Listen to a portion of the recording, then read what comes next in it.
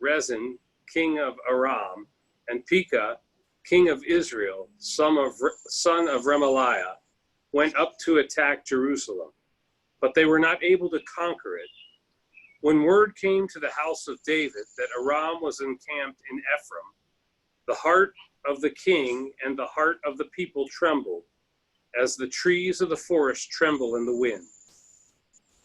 Then the Lord said to Isaiah, "Go out to meet Ahaz, you and your son Joshua, at the end of the conduit of the upper pool on the highway of the fuller's field, and say to him, take care, you, remain tranquil and do not fear.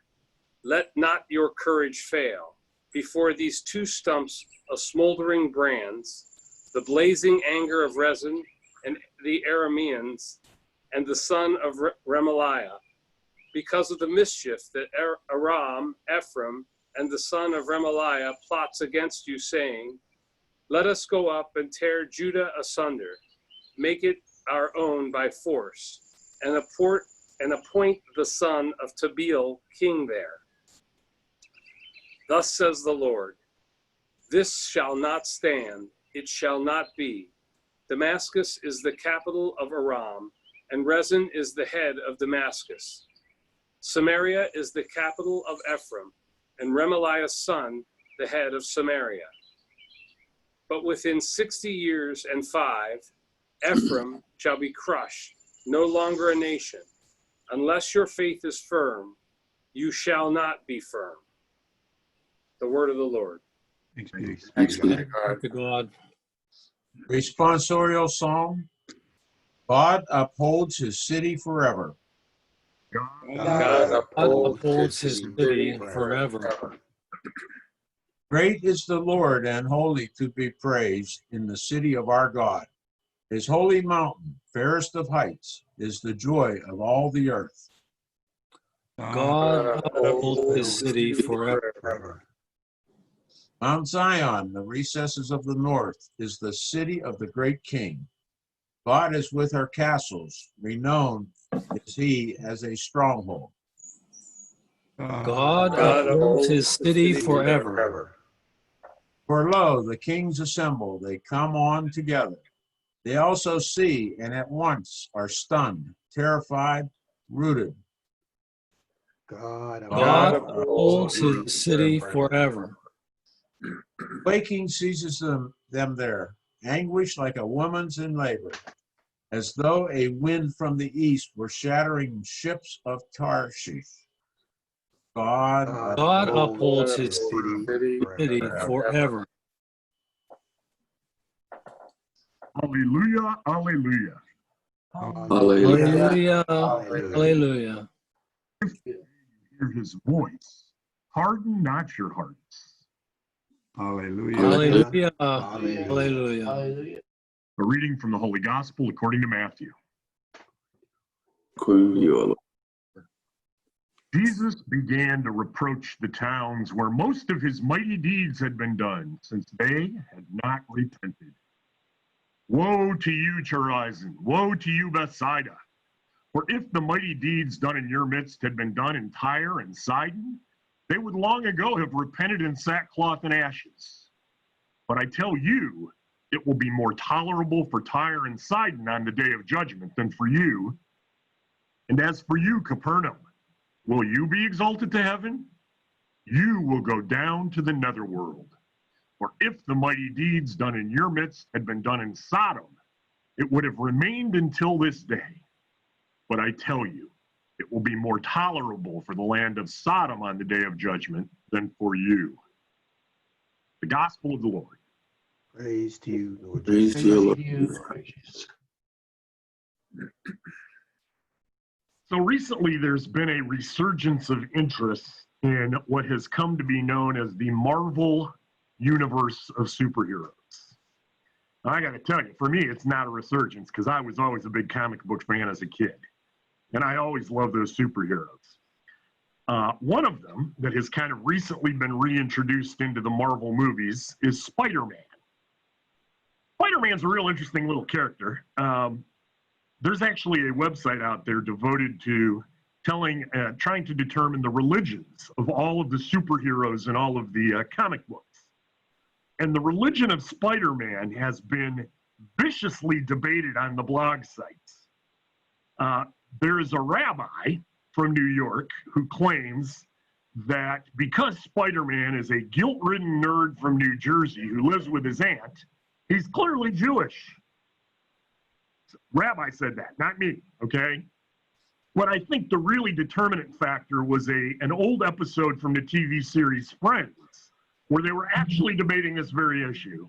And they also determined that Spider-Man must be Jewish because his name is Spider-Man. Well, I got to tell you, I actually think that Spider-Man was probably raised Christian. And it's based on a passage that was from one of the very first comic books, the Spider-Man comic books, where his Uncle Ben, if you recall, if any of you are fans of Spider-Man, was dying. And just before that scene, Spider-Man and Uncle Ben were having a conversation, and his Uncle Ben turned to Spider-Man and turned to Peter Parker actually, said, with great power comes great responsibility.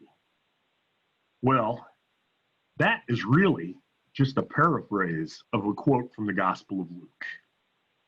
Luke chapter 12, verse 48. Much will be required of the person entrusted with much, and more will be demanded of the person entrusted with more.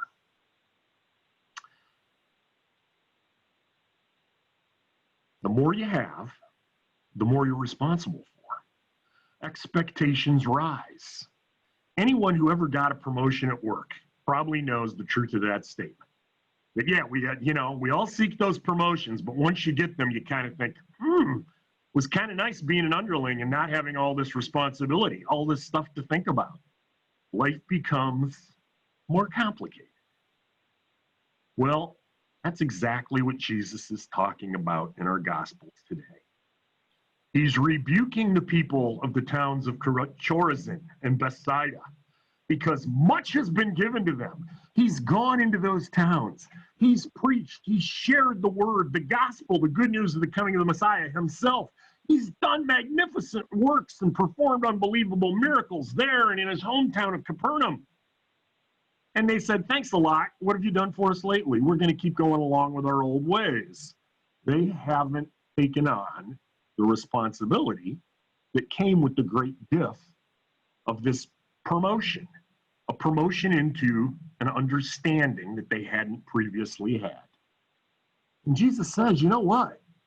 You've been given a ton and you're not doing with it what you're supposed to. You're shirking your responsibilities.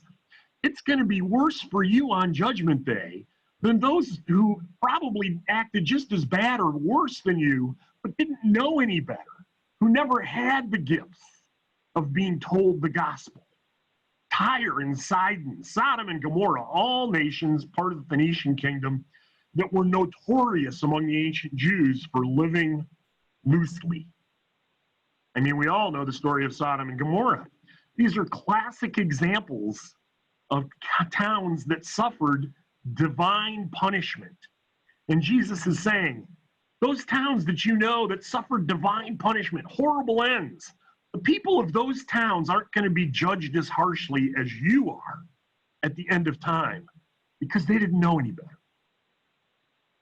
Their judgment is going to be less sincere than for those who were gifted with the word. You know, it's kind of like children. You can't really be mad at a little toddler who takes the dish towel and flips it up on top of the hot stove and it starts on fire. They don't really know any better. But the teenager who throws the towel on the hot stove, you know, idiot, what's wrong with you? You moron, you know better than this. This is what Jesus is saying to those who have received this great gift. And he's rebuking them like you would a teenager for throwing a dish towel on a hot stove. Idiots, what's wrong with you? I've told you, you know better than this. And that rebuke, although it's hard to take, again, I'm sure most of us have probably gone through employee evaluations at some time in our lives where we get you're not doing it right. We expect more of you. It's really a gift. It's hard to take, but it's really a gift because you still have time to fix it. You're not being finally judged yet. You can still clean up your act while you have time. He's saying, woe to you who are still sinning. You still have time. You know better. Clean up your act. Well, each and every one of us is like the people of the villages of Chorazin and Bethsaida. We've been given this incredible gift. We all know better. It's a gift of mercy to be rebuked. So woe to you who know better. Go to confession. Amen.